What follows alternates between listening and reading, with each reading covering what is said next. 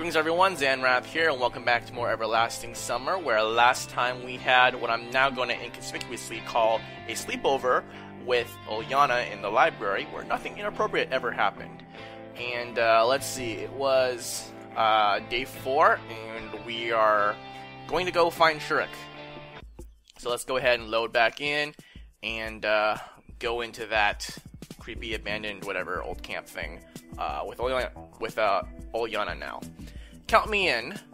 I looked at Ulyana. I don't know why I'm struggling to say her name right now. Astonished. Her thirst for adventure seemed to have no limits. Look, night, ghosts, and old camp, it's great. So I guess she seems to like scary things. I guess it was her idea to tell scary stories, I suppose. On the other hand, such company always promises trouble, but on the other hand, it feels safer to go together. Perfect. Having said our goodbyes to the other girls and Olga Dmitrovna, I like how Semyon doesn't consider Olga one of the girls, right? She's just a camp leader, too old for this place. We were left alone. Do you consider this just an entertaining walk? Why, yes, what's the matter? Ulyana giggled. Never mind, really. I sighed. Oh, hold on. That's kind of a weird thing to say. I'm gonna fetch a flashlight. Okay. I was just about to suggest that myself. It seemed I would not only have to visit an abandoned camp, getting ahead of myself, not the mine yet. We don't know if there's a mine yet. At night, but I also have to look after a fidgety child. So maybe she is a kid. I don't know. I'm getting mixed signals here. Like she's a teenager, no, she's a child, and it's, potential weird stuff, day 6, day 7. Well, since it's Ulyana, I should be twice as cautious. Electronic had told us the old building was built right after the war. It looked like a kindergarten or like a barracks, like I said before, so I'm going to go ahead and skip this just a little bit, and then here we go. Ulyana skipped forward as if everything was just a game to her. I was ill at ease. I've never heard that kind of phrase before, but okay. Actually, that was normal for a person in my situation. In the night forest with scary animals and birds eager to swoop down on you, the full moon and this whole other world I had come into not too long ago. I might be better off alone without needing to look after Ulyana, who was running in front of me. How hasn't she tripped over something yet? And is she gonna fall in the hole too? Nope, listen, be careful. Or what? She turned around so quickly that I shivered. Nothing. You may hurt yourself. Are you worried about me? Of course I am. I mean, that's normal in such a situation.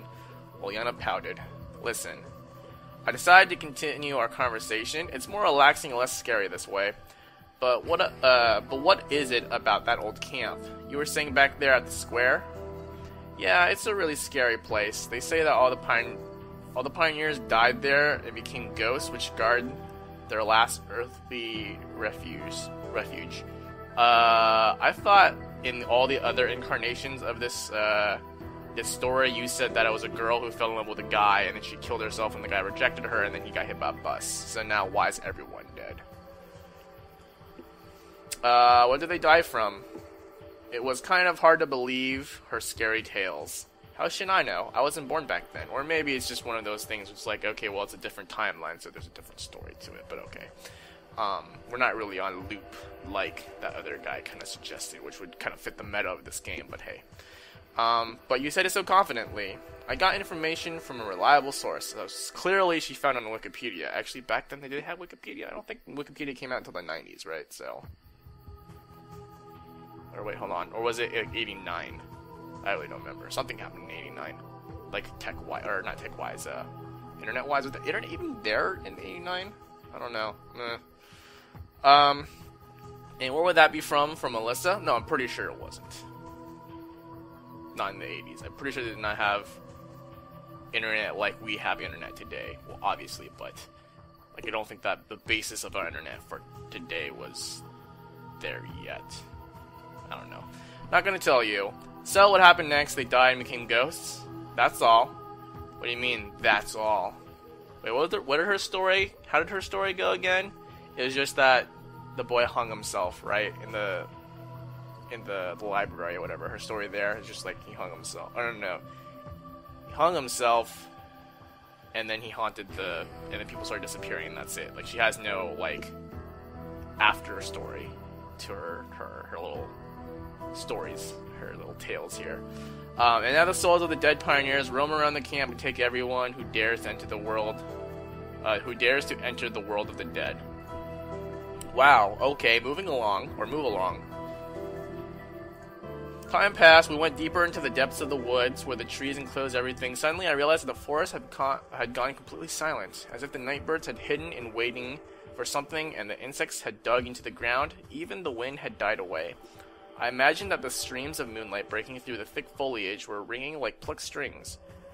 At last, trees parted ways, and we walked out to a large glade. Here it is. Good, we found it, unlike Alyssa. Or at least in Alyssa's story route. In the middle of it was an old building resembling a kindergarten, or a barracks, or, stuff like that, like you said before. It was shrouded in a thick fog. It looked like we'd come out into a cemetery. Pretty sure that's what it's spelling, right? Because that's not how you spell cemetery in the U.S. And the old camp building at its center was a crypt. According to Olyana, there were pioneer souls roaming here. Truly, it was like a mass grave. Oh, that's great. I shivered and clenched the flashlight tighter. I'm sure that's the only thing you clenched. A dreadful place to tell you the truth. Oh, come on. She patted me on the back cheerfully, which only made me more scared. She looked so, I guess confident is a good word for it, but I don't know. I was about to move forward when the moon showed among the clouds, illuminating the glade. I was going to say, didn't it get, a little bit of a... kind of looks like a little bit more red to me. The old camp building and us. Under that light, everything seemed not so old. Crumbling brickworks, rusty slide and merry-go-round, a few panes of glass that miraculously remained in some of the windows. They all became more vivid. I started to imagine that unknown monsters came out of the glade from the forest, a place of eternal darkness where even the moon can't reign. I hope that they fear the light like vampires. Though maybe they could turn into giant wolves at the full moon like werewolves. Why have you stopped? I'm thinking. About what? Well, I'm guessing it's why. Why would Shurik want to come to such a place? How should I know? We'll ask him when we find him. Yes, obviously. I mumbled and followed Ilyana. She walked more carefully now, looking under her feet, stepping occasionally, and even looking back several times. That's natural. In some places, the grass reached her chest height, and nobody knew what could be there on the ground. Scrap metal, stone, shattered glass. Didn't he mention before that the grass would go up to his waist or something? I feel like that I read that somewhere, but I don't know if it was that in this situation. So if that's the case, Ilyana could very well be a foot and a half. At least a foot and a half, maybe even 2 feet shorter than us. So I think she very well could be 13 to our 17. Or it can just be freakishly tall for a 17-year-old, right? I don't know what's the average height for Russian 17-year-olds, but I guess it's probably taller than, it's maybe, I don't know. I think I've been 5'8" since high school, so I can see 5'10", maybe almost 6-ish, being okay height. At which case, 2'4", 4'5" for a 13-year-old seems pretty reasonable. But for a 15, 16-year-old for a girl, that's a little short. Anyways, yeah, we finally reached the door. Ilyana stopped and said, "Well, here we are." As if you want to race, this isn't a game. You're what? Boring. I made a displeased face and stepped confidently into the dark. It was dangerous to let Ilyana go first, dangerous for her, dangerous for me, and maybe even for all of the humanity. Did it say really for all the humanity? I'm pretty sure there's only one humanity, so you don't have to specify. The inside of the old camp building made an even more depressing impression. I even felt sad for it for a moment, but probably for the people who lived here back then. It had surely been full of the joy of children in the past. Pioneers ran around, played games I had forgotten. A strict leader like Olga Dmitrievna maintained order. One session ended, a new one started, and now it's just here, crumbling, rotting, forgotten. Look! Ulyana gave me an old ruined doll falling apart from the damp. One more piece of the past. So what? Nothing. She moved out of the light, but I noticed sorrow on her face. As sad as a cemetery. Scary. I haven't seen anything scary yet. It was indeed more relaxing in here than outside. Okay, that's nice. It's more relaxing in there. It really looks like a cemetery, as you look for specific graves while walking among countless tombstones, feeling discomfort inside, but then you find it and your soul calms as you lie next to it. I shuddered and let the flashlight play around the room. There was no sign of Shurik. However, what did I expect to find here? His corpse? Well, you said it's a cemetery, so maybe. Looks like he isn't here. What about the second floor? Shurik! I cried loudly, but only my echo answered me. Shurik, come out! See? We should check anyway.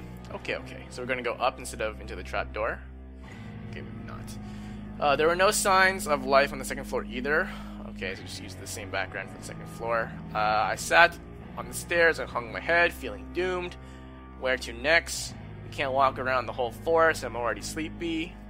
Why do you whine so much? Ulyana was irritated, whining and whining, just like a kid. Okay, am I wrong? Right or wrong, what's the difference? If we look for sure, we must find him. But how? I begged. I don't know, somehow. Ulyana looked like a strict teacher and myself like a careless schoolboy. But shouldn't it be the other way around? So, I'm pretty convinced that she is, like a kid. And I know I've kind of spent a lot of time on this, and I should just shut up and wait until we get to day 6, because I just really don't want something to happen like that on day 6, day 7, because that's just, Alright, look, I turned the light in the direction she pointed and noticed the trapdoor in the corner surrounded by garbage. It looked like it had been opened not too long ago. He must be down there for sure. Ulyana rushed to the hatch and made a great effort to open it. Why would he go down here, or there? It was probably, I don't know, some villagers. Is there a village nearby? I don't know. Ulyana replied, breathing heavily. He hadn't managed to open the trapdoor. I started thinking. There was surely a possibility that Shurik might be there. I didn't know much about this world after all. Actually, I knew nothing. Why would the local residents act according to my logic? Could it be that he tried to escape down there, running away from wolves?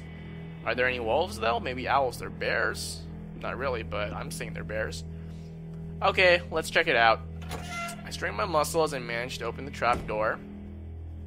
It crashed loudly on the cracked wooden floor, and at the same moment, Ulyana leaned over the hatchway, lighting up the basement with the flashlight. It's some sort of tunnel. A tunnel? I pulled her back by the scruff of the neck to look in there myself. Hey, curiosity killed the cat. There was indeed a long tunnel running into the darkness. It looked like a dungeon from a computer game. There wasn't any danger at first sight. No waist-deep water, no rats, no zombies. Okay, let's climb down there to look. Be careful, be careful, roger that. Ulyana beamed. It was really dark down there. The flashlight did help a little. It dimly illuminated concrete walls, lamps hanging from the ceiling, entangled in wires, and garbage abundantly covered the floor. We slowly moved forward, but held Ulyana's hand, I held Ulyana's hand, fearing that she would run ahead of me. So in this picture, she actually looks kind of older than, all the other times, because she's kind of the same height. I feel like, but then again, they might have just used the same body, just put like a different head on it. I haven't really been paying attention too much, but she does look taller than she usually does. Probably I was a bit worried about myself too, not wanting to be alone in this thick darkness. Maybe we should go back. Sure, it couldn't have gone far, so what if he had a flashlight? Well, even with a flashlight, what would he be doing here? I don't know. Aren't you interested in what lies ahead? Not a bit. I'm more interested in I didn't finish the sentence. A massive metal door suddenly appeared before us, as if from the thin air. I instantly noticed the biohazard sign. A bomb shelter? I realized. Probably. Have you heard anything about it? I don't know, doesn't matter. Does it? What if there is radiation? What radiation? Where from? Yes, you're right. I took hold of the door's wheel and tried to move it. It yielded to my surprise and groaned like a dying dinosaur. The door opened at last, and Ulyana ran in there as soon as I did. Or as soon as it did. Hey! Behind the door was probably the main shelter room. There were several beds next to me, some devices near the farthest wall, lockers, fluorescent lamps on the ceiling brightly illuminated the room. Where does electricity come from? Are there backup generators still working, or are the backup generators still working? I turned off the flashlight to save the battery. Smart move. Ulyana started to rummage in the lockers at once, taking out gas masks, packages, and various tools. Is that one of the gas masks right there? I don't know. Don't you have anything better to do? No.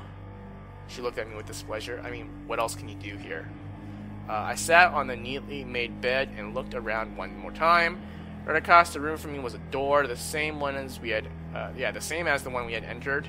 Could Shurik have gone through here if he was here at all, and why?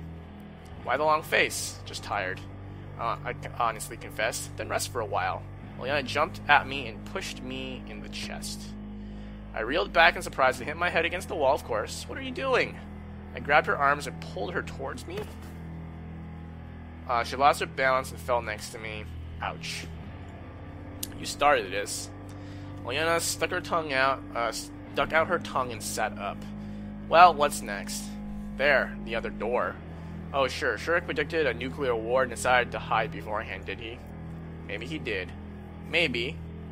This shelter is too close to the surface. It could protect against the radiation, but the bombs fell close enough. You're so serious about these matters, she smirked. I really didn't know when to be serious with her or when to joke.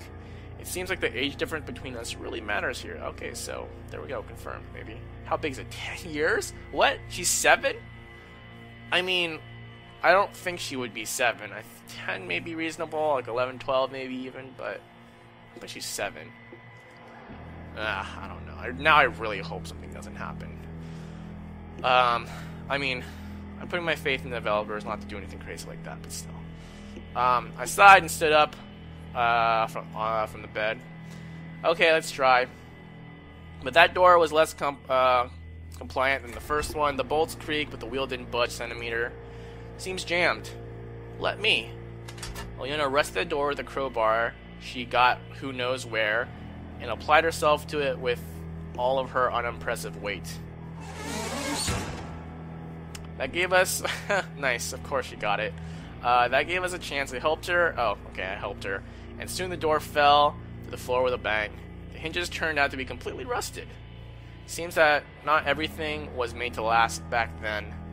Behind the door was a tunnel almost the same as the one we had come here through. Don't do anything stupid. I took Ulyana by the hand and stepped out of the room. It was another endless tunnel. The ceiling seemed to be lower, even though I logically realized that it did not change. Ulyana didn't seem to be bothered at all, though she was humming as she walked. She's actually enjoying it rather than, I guess, being afraid, like all the other people and myself have been, right? Myself being Semyon, not me. This is not too spooky. Yeah. It annoyed me more and more. Looks like you're having fun. Of course I am, aren't you? No, I don't see any reason to have fun. We should find Shurik quickly and get out of here. He may not be here at all. Then why the hell? Look! Man, I mean, you shouldn't be saying those words around 7 or younger year olds. Ulyana snatched the flashlight from my hand. There was a huge hole in the ground, a couple meters in front of us. He may be down there. She walked to the edge and leaned. Some rails. It looked like there was a mine underneath this tunnel. The depth of the hole was low enough to let us climb out of it, so I knew that Ulyana would. I knew what Ulyana would say next. Come on. I wanted to object, but she had jumped down, leaving me in complete darkness. Hey! I had to follow her. She has the flashlight.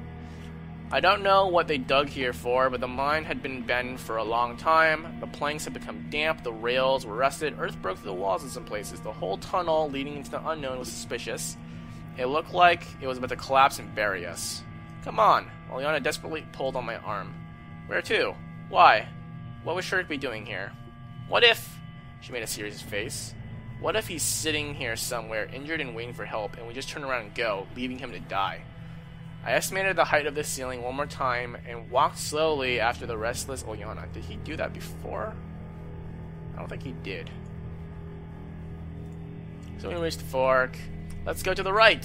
Wait. I grabbed her arm. What's the matter? What if it's the end? Or what if it's a dead end? Or worse than a dead end? A whole labyrinth. Well, she thought. Then let's mark a starting point. Oh, that's nice. She's actually smart. She's got this. Olyana picked up a large stone. I think it was me who suggested it and did it all the other times. So, hey, maybe 7-year-olds have something going for them. Olyana picked up a large stone from the ground and scratched a cross on one of the beams that supported the ceiling. Do you think that will help? It will. Probably I will have to choose where to go. I can't leave it to a little girl. Well, we did left all the other times, so spam that. Here we are. Where? Somewhere I don't know. But she was right about something. At least we've gotten out of the labyrinth. After all these turns and forks, I wasn't sure that we'd ever make it back out. But on the other hand, why wouldn't this mine have any exits? Olyana opened the door and stared into the darkness. So you won't go first as usual? Well, okay. I stepped over the threshold. Small room. Yeah. Wasn't encouraging. That's nice. I'm pretty sure I've read that stuff before. Human figure. Boom. Shurek huddled against one of the walls. Hey, there you are. We've been looking for you all night, and you... It seemed like he hadn't noticed us just sitting and mumbling something. Shurek! Who's that? What do you mean, who? Your rescue team. Get up and let's go. I won't go anywhere with you, he mumbled. You'll lead me around these tunnels again. I know. I won't go anywhere. I'll stay right here. You won't get me. Stop with your nonsense. It looks like he's gone insane. No, you won't trick me this time. Stop it already. I took a few steps towards Shurek, but he jumped up at once and waved the metal rod. Don't come near me. Leave me alone.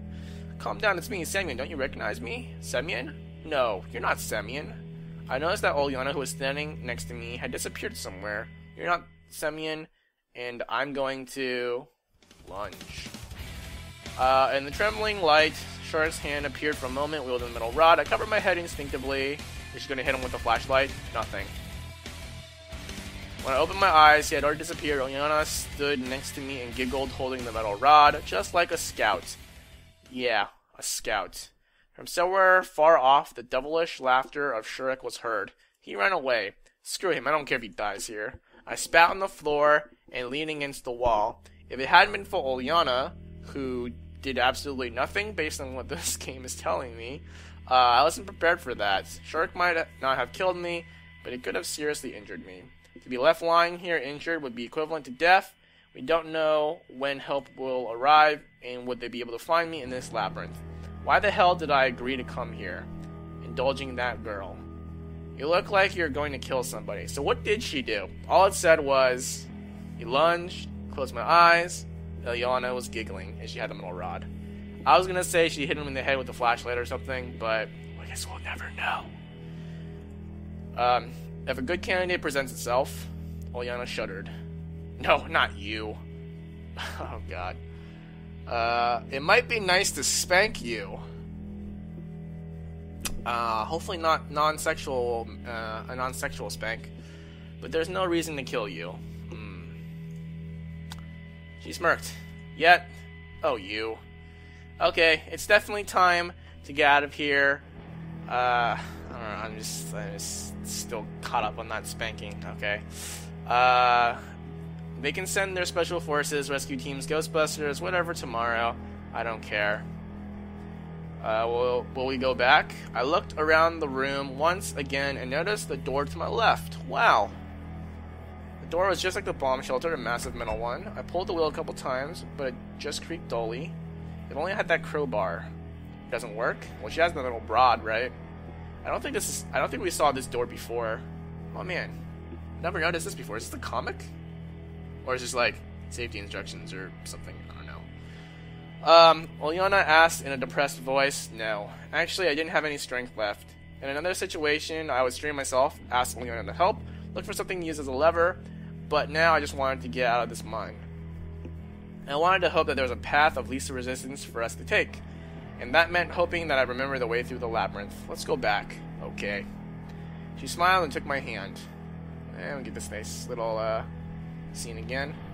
We walked even slower on the way back through the labyrinth. Good thing I don't have to do that. Right, until it tells me I don't have to go right anymore. Stones scattered under our feet, water dripped from the ceiling onto our heads, feeling like drops of molten tin. Ulyana quieted down and followed me in silence. Did something happen? What do you mean? It's strange for you to be quiet for more than a minute. No, everything's alright. But something was wrong for sure. One fork after another. Oh, we got lost again, huh?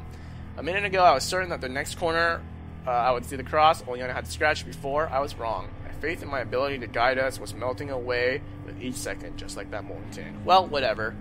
I decided to distract myself with conversation. It's alright. It's just... what? It all went so wrong with Shurik, and now we're stuck here. You saved my life. You should be proud of yourself. I tried to encourage her, but Ulyana didn't seem to get it. But if I hadn't taken his metal rod, he might have stayed. Whether he stayed or not, what's the difference now? We'd still have to get out of here, wouldn't we? Yes, but everything's alright. That cycle will find a way out for sure. I really was sure about that. Finally came to a long tunnel on the wall of which was the cross. Ulyana cheered up a bit, and we almost ran to the rest of the way to the surface. Oh, so this time we get to completely backtrack the way we came. Actually, didn't we do that with Alyssa? Did we? I think we did. Yeah. No, we didn't, because we came in the other way. We came in through the hole and we came out the camp thing, whatever. Alright, you'll see. Or you see. You see? That's weird. You see. Or no, you see. I get it. Okay. We made it to the surface. That's what he's meaning. The full moon shined above us again, and the building of the old camp didn't look nearly so ominous as before, especially in comparison to the bomb shelter and the catacombs. That was cool, wasn't it? It looks like Ulyana's gotten her usual cheerfulness back. I'm not too sure about cool, but I'm glad we got out. So, shall we go and look for Shurik? What? I was speechless for a moment, unable even to finish the sentence. Are you crazy? We already found him. Tomorrow, Olga Dmitrievna and the police can go down and catch that caveman to run tests on him. Well, no wells. Back to camp to sleep. I walked rapidly from that dreadful place, ignoring the furious wait, did they spell Ulyana with an I? Yeah, they did. Comrade. Within 10 minutes, we were already back at the square. Okay, that's all for today. Dismissed, soldier. Ulyana saluted, that's a very good salute, and was about to leave when suddenly she yelled and started to excitedly wave her hands. Look, look! I turned to the benches and saw Shurik lying on one of them. Oh my. It was really hard to wake him up, as the caveman had decided to sleep for a year beforehand. Where am I? He mumbled in his sleep. Do you want to explain yourself now? Explain what? We've been looking for you all night, and you jumped at Semyon with a metal rod and then ran away. Ulyana jumped around the bench, ready to explode. What happened? Why am I here? Shurik seemed to come to his senses. Oh, do be so kind to explain that. How did you get out of the mine? Why did you go there in the first place? Everything, step by step. What mine? There was such sincere surprise in his eyes that I started to doubt. He really might not remember anything. Where have you been the last 12 hours? I don't know. Shurik sat and his face frowned with the effort of thinking. I went to the old camp in the morning. People say there's some old equipment there for parts for the robot, and he stared at us in confusion. And that's all. So you don't remember? I don't. Okay. I sat next to him and leaned back on the bench. The stars shone brightly in the sky. They remember everything. Even what Shurik was doing in the bomb shelter. Post-traumatic shock. Poster what?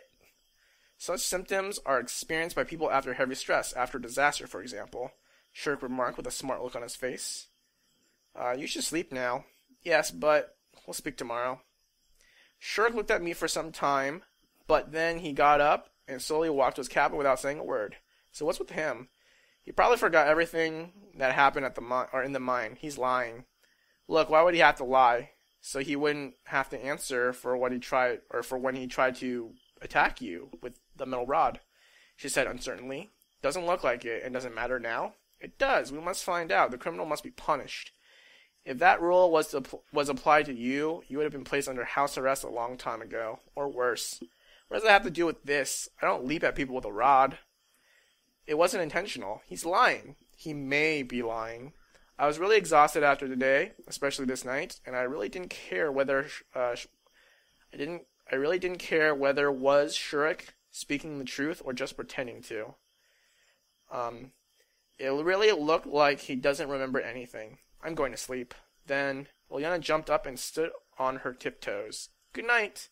You too. I don't know why, but that's nice. You can make yourself taller if you want. I don't know. Seemed like there was something special in the expression of her face that moment. I didn't care. And somehow, instantly, Olga. The camp leader had been waiting for me at home. Thought you wouldn't come back.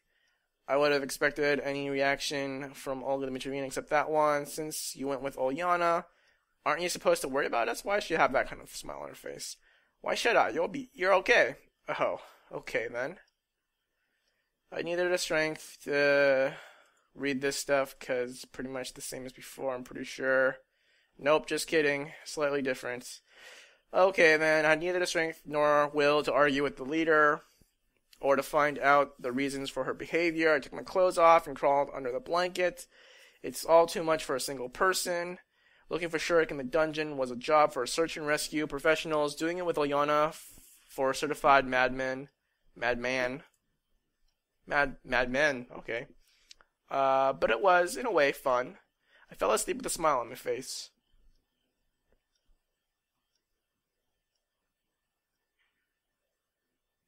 Let's go, day 5. Alright.